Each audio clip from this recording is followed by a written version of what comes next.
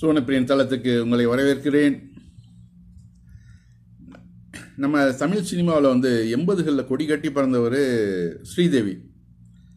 ரஜினிகாந்த், கமலஹாசன் இவர்களோட ஜோடியாக நடித்தது நம்மெல்லாம் பழைய ஆட்களுக்கெல்லாம் மறந்துருக்காதுன்னு வச்சுங்களேன். அவருடைய மகள் ஜான்வி கபூர், அவரை பற்றி நமக்கு எல்லாரும் தெரியும். இப்போ ஹிந்தி படத்துங்களில் நிறைய நடிச்சிட்டு இருக்கிறாரு. அவர் இப்போ சமீபத்தில் ஒரு பேட்டி ஒன்று கொடுக்குறாரு. நான் அதை பார்த்துட்டு எனக்கே அதிர்ச்சி ஆகிடுச்சு, ஆச்சரியமாக இருந்துச்சு.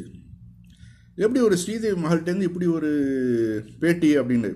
ஏன்னா ஒரு ஹீரோயின் நினச்சா நம்ம என்ன நினச்சிட்ருப்போம், அதாவது மரத்தை சுற்றி பாட்டு பாடுறதும் ஹீரோவோட சேர்ந்துக்கிட்டு டூயட் பாடுறதும் இதுதான் ஹீரோயின்களுடைய வேலை அப்படின்னு தான் நம்ம நினச்சிட்ருக்குறோம். ஆனால் அதுக்கு மாற்றமாக என்ன பண்ணுறாங்க, ஒரு பேட்டி கொடுக்குறாங்க. அது என்ன சொல்கிறாங்கன்னாக்க, அம்பேத்கருக்கும் காந்திக்கும் உள்ள வித்தியாசங்கள் அவர் அப்படியே பட்டியல் போடுறாங்க. ஜாதி அடக்குமுறை இன்றைக்கும் நம்ம சமூகத்தில் புறையோடி போயிருக்குது. அதெல்லாம் களையப்படணும். அந்த அந்த காலத்தில் அம்பேத்கருக்கும் காந்திஜிக்கும் பல ரெண்டு பேருமே நல்ல விஷயங்கள் தான் எடுத்துகிட்டு போனாங்க.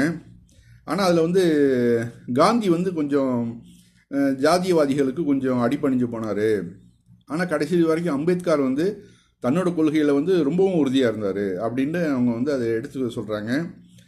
அது நமக்கு பார்க்குறதுக்கு ஆச்சரியமாக இருக்குது. அது கண்டிப்பாக அவர் அதாவது அம்பேத்கர் என்ன சொன்னார், நான் இந்துவாக பிறந்துட்டேன், அது என்னுடைய குற்றம் அல்ல. ஆனால் நான் இந்துவாக சாக மாட்டேன். நான் இந்துவாக எத்தனை வருஷம் இருந்தாலும் சரி, என் மேல் உள்ள ஜாதிய இழிவு நீங்க போகிறதில்ல. எனவே நான் இந்த மதத்தை விட்டு நான் வேறு மதத்தை எடுக்கிறேன்னு சொல்லிட்டு ஒரு முதல்ல இஸ்லாத்தை தான் தேர்ந்தெடுத்தார். அப்புறம் அவங்க எல்லாரும் போய் சொல்லிவிட்டு அது அரபு நாடுகள்லேருந்து இறக்குமதியானது, நீங்கள் அதை எடுக்காதீங்க, இந்திய கண்டத்திலே உருவான மதம் பௌத்த மதம், அதுவும் சனாதனத்தை எதிர்த்து தான் உருவானது, அதனால் அந்த மதத்தை நீங்கள் தேர்ந்தெடுத்தீங்கன்னு நல்லது அப்படின்னு சொல்லிட்டு அவரோட பிரெயின் வாஷ் பண்ணி அவர் பௌத்த மதத்தில் இணைய வச்சாங்கன்னு வச்சுங்க. ஆனால் பௌத்த மதத்தில் ஏற்கனவே சனாதனம் இங்கே குடிப்பு வந்துடுச்சுன்னு வச்சுங்களேன். அவரே கடவுளோட அவதாரங்களில் ஒருத்தர் தான் பௌத்தர் அப்படின்னு சொல்லிட்டு அதையும் சனாதனம் தன்னுடைய மதத்துக்குள்ள ஒரு பிரிவாக உண்டாக்கி விட்டுச்சு பௌத்த மதத்தை. அதுதான் அவங்க நினைக்கிறது. நாங்கள் மேல் மட்டத்தில் இருப்போம், எங்களுக்கு கீழே நீங்கள் எல்லாம் இருந்துக்கலாம், எந்த மதத்தை வேணாலும் ஃபாலோ பண்ணிக்கலாம், எந்த பேரை வேணாலும் நீங்கள் வச்சுக்கலாம், அதான் அவங்க நினைக்கிறது. அதுதான் இப்போ நடந்துகிட்டு இருக்குது. இப்போ நீங்கள் போய் பார்த்தீங்கன்னா பௌத்த மதத்தில் சேர்ந்த அந்த அம்பேத்கர் டயத்தில் போய் சேர்ந்த அந்த மக்களை போய் நீங்கள் சந்திச்சிங்கனாலும் நீங்கள் ஏதோ நேரடியாக பார்க்கலாம். அவர்கள்ட்ட என்ன மாற்றங்கள் ஏற்பட்டிருக்குது. ஒரு மாற்றமும் கிடையாது. ஏன்னா மதம் தான் பௌத்த மதம் ஒழிஞ்சு பாக்கி எல்லாமே இந்து மத சடங்குகள் தான், இந்து மத கலாச்சாரங்கள் தான் அப்படியே அங்கேயும் பிரதிபலிக்கும். சீக்கிய மதத்துலேயும் அதுதான் இருக்கும். ஒரே ஒரு மதம் மட்டும்தான் மாற்றம் இல்லாமல் இருக்கும்னு அதுதான் இஸ்லாம்.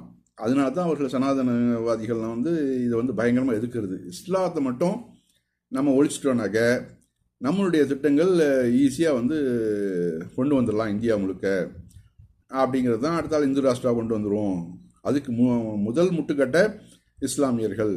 நாம் சனாதனத்தை கொண்டு வந்தால் எல்லாரும் இஸ்லாத்துக்கு மாறிடுவாங்க. அதனால் அதுக்கு முன்னாடியே நம்ம இஸ்லாத்தை தொடச்சி எறியணும். அதுதான் ஆர்எஸ்எஸோட அஜெண்டா. அதன்படி நடந்துகிட்டு இருக்காங்கன்னு வச்சுங்களேன். இவங்க ஜான்வி கபூர் ஸ்ரீதேவியோட மகளை சொல்கிறேன். இவங்க அம்பேத்கரை பற்றி இந்த அளவு புகழ்லாம் பேசுகிறாங்க. அப்போ நெறியாளர் கேட்குறாரு, இது எப்படி நீங்கள் இதெல்லாம் படிச்சுக்கிட்டீங்க, உங்கள் வீட்டில் இதை பற்றி சம்பாஷணைகள்லாம் நடக்குமா அப்படின்னு கேட்குறாரு. இல்லை வீட்டில் நாங்கள்லாம் பேசிக்க மாட்டோம் இதை. அப்போ நீங்கள் படிக்கிற ஸ்கூலில் இது மாதிரி ஜாதி வேற்றுமைகள் சமூகத்தில் என்ன இருக்குதே அதை பற்றி ஏதாவது நீங்கள் டிஸ்கஷன் பண்ணுவீங்களா பள்ளியில் படிக்கிற தோழிகள்கிட்ட? இல்லை அங்கெல்லாம் சிலபஸே கிடையாது, இந்த மாதிரி சிலபஸை தான் வைக்கிறது இல்லையே, இதெல்லாம் நானாக தேர்ந்தெடுத்துக்கிட்டது, நானாக இணையத்தின் மூலியமாக நானாக படிச்சுக்கிட்டது, தெரிஞ்சுக்கிட்டது அப்படிங்கிறாங்க. ஆக ஒரு இணையம் எந்த அளவு ஒரு புரட்சியை பண்ணுது. ஏன்னா நீங்கள் என்ன தான் சட்டத்திட்டங்கள் போட்டாலும் சரி, உங்கள் ரூமுக்குள்ளே நுழைஞ்சிரும் உண்மையான கருத்துக்கள் இணையத்தின் மூலமாக.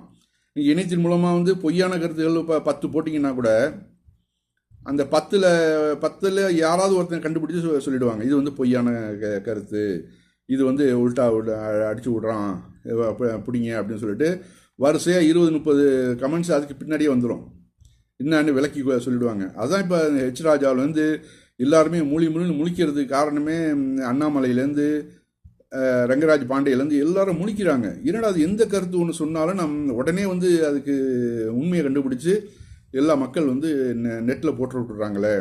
அந்த நெட்டு தான் இப்போது இணையம் தான் நமக்கு மிகப்பெரிய ஆயுதம். இல்லைனாக்கா அரசு அதிகாரிகளை வச்சு காவல்துறையை வச்சு ஒரு பொதுக்கூட்டம் கூட நடத்த முடியாதுன்னு வச்சுங்களேன். இப்போ இந்த விஷயங்கள்லாம் பேச முடியாது. இப்போ நம்ம இப்போ ஃப்ரீயாக பேசணுன்னாக்க அதுக்கு ப்ளஸ் பாயிண்ட் நம்ம இணையதளங்கள் தான். இணையதளங்கள் இருந்ததுனால தான் இப்போ இந்திய அரசியலை நம்ம கொண்டு வர முடிச்சு, வெளியில் கொண்டு எல்லாருக்கும் எடுத்து சொல்ல முடியுதுன்னு வச்சுங்க. இப்போ இந்த ஜான்வி கபூரோட பேட்டியையும் பாருங்கள், அது எப்படி சொல்லியிருக்காங்கன்னு அந்த பேட்டியும் அப்படியே கொடுக்குறேன், அதையும் பாருங்கள். அதில் எந்த அளவு அவங்க சனாதனத்தை அவங்க எதுக்குறாங்க, சனாதன கருத்துக்களை அம்பேத்கர் எதிர்த்தது போல் இவங்களும் எதுக்கிறது தான் அவருடைய பேட்டியின் மூலமாக நமக்கு தெரிய வருது. But I think it would be very interesting to watch a debate between Ambedkar and Gandhi. Wow. Yeah.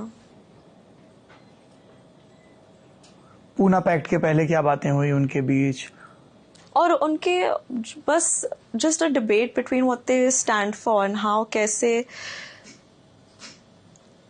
Ambedkar साहब के व्यूज और कैसे गांधी साहब के व्यूज बदलते रहे एक टॉपिक को लेकर, and how they influenced each other.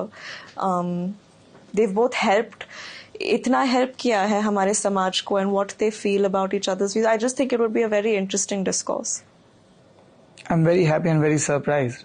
So one of my favorite topic, but I wasn't expecting. My bad. So very, क्योंकि पॉलिटिकल साइंस की क्लासेस में भी ये सबसे ज्यादा हीटेड डिबेट अभी भी जी इसको लेके होती है, खास तौर पे अनटचेबिलिटी, दलित समाज, उनको कैसे इंक्लूड करना है, इसको लेके जो गांधीयन व्यू है और जो अम्बेडकराइट व्यू है, they are very different. Very different. And it kept evolving. I think Ambedkar was still very stern and clear from the start what his stand was. I think because he had faced it firsthand. Exactly, but I think Gandhi's view kept evolving Yes. as he got more and more exposed to ये जो जातिवाद का जो समस्या है हमारे समाज में. I think उसके बारे में एक third person point of view से जानकारी लेना और उससे जीने में बहुत फर्क है, बहुत अंतर है. जब आप लोग स्कूल में होते थे तब इन सब चीजों पे बात होती थी कभी? मेरे स्कूल में तो नहीं. कास्ट वहाँ एग्जिस्ट नहीं करती नहीं, इनफैक्ट मेरे घर में कभी कास्ट को लेकर कोई कॉन्वर्सेशन नहीं हुई है. आप इतनी देर से बात, இந்த பேட்டியை நம்ம பார்த்தோம். இப்போ அந்த பேட்டியை பார்த்த வகையில் சிறந்த ஒரு சிந்தனையாளராக தான் ஜான்வி கபூர் தென்படுறார். ஒரு சமூக நீதிக்கு ஆதரிக்கக்கூடிய சமூக நீதி கிடைக்க வேண்டும், அந்த மக்களுக்கு கிடைக்க வேண்டும் என்பதில் தீர்க்கமான முடிவோடு இருக்கிறான்னு தெரியுது நமக்கு. இந்த அளவுலாம் பேசுனது பிறகு சங்கிகள் சும்மா விடுவாங்களா? பிராண்டு எடுக்கிறாங்க. அவரை பற்றி உன்னை பற்றி தெரியாதா, அவனுடைய அம்மாவை பற்றி தெரியாதா அப்படின்னு சொல்லிட்டு சங்கிகள் இணையத்தில் போட்டு அவரை பயங்கரமாக கலாய்ச்சிட்ருக்காங்க வட இந்தியாவில். தென்னிந்தியாவில் இதை பற்றி சரியான செய்திகள் போய் சேரலன்னு வச்சுங்களேன். அடுத்தாப்புல ஆனால் அதே கங்கனா ரணாவத்து அவங்க தூக்கி வச்சுட்டு ஆடுவாங்க. ஏன்னா சனாதனத்தை ஆதரிக்கிறதுனால. எப்படி பாருங்கள், அவங்களுக்கு சினிமா நடிகைகள் யாராக இருந்தாலும் சரி, எப்படி இருந்தாலும் சனாதனத்தை ஆதரிக்கிறவங்கள அவங்க ஆதரிப்பாங்க. அதை ஆதரிக்காதவங்கள எவ்வளோ பெரிய ஆளாக இருந்தாலும் தூக்கி போட்டு மிதிப்பாங்க. அதுதான் நம்ம லைஃப் லாங்காக பார்த்துட்ருக்குறோம். அது வருங்காலங்களில் சங்கிகள் மேலும் மேலும் தோல்விகள் தான் அடைவாங்க. ஏன்னா உண்மையான கருத்துக்கள் தான் மக்களை சென்றடையும். போலித்தனமான கருத்துக்கள், போலித்தனமான இது நீங்கள் என்ன தான் அதிகாரத்தை வச்சுட்டு நீங்கள் கொண்டு வந்தாலும் காலப்போக்கில் அது நீர்த்து போயிடும். அந்த வகையில் இந்த இந்து ராஷ்டிராங்கிறது நடக்க முடியாத ஒரு காரியம். அவர்கள் கனவுல மிதந்துக்கிட்டு இருக்கிறாங்க. வருங்கால இந்தியாவுடைய இன்னும் ரிசல்ட் வர்றதுக்கு இன்னும் கொஞ்ச நாள் தான் இருக்குது. பார்ப்போம் என்ன நம்முடைய மக்கள் தீர்ப்பு கொடுக்குறாங்க, நம்ம இந்தியாவுடைய வரலாறு எப்படி மாற்றப்படுதுங்கிறதையும் நம்ம பார்ப்போம்.